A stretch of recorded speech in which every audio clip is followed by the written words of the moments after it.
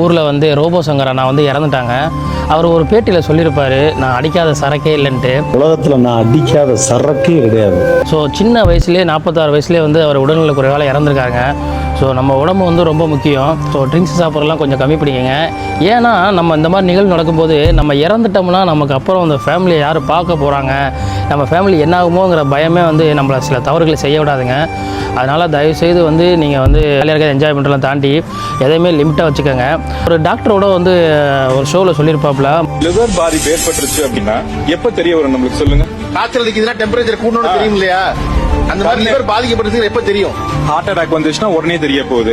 Cataract வந்துச்சுன்னா கண்ணு மங்களா போகுது. கோவிட் இருந்துச்சுன்னா உடனே தெரியுது. இருமல், சளி, ஜுரம் வருது. லிவர் பாதிப்பு எப்போ வருது சொல்லுங்க பார்க்கலாம். இல்ல, எனக்கு ஐடியா இல்ல. திடீரல் 50% வேலைப்பாடு போன அப்புறம் தான் தெரியவே வருது. இது வந்து இந்த அவேர்னஸ் இல்லவே இல்லை மக்களுக்கு. ட்ரிங்க்ஸை சாப்பிட்றத தயவுசெய்து நிப்பாட்டிக்கங்க, குறைச்சிக்கங்க.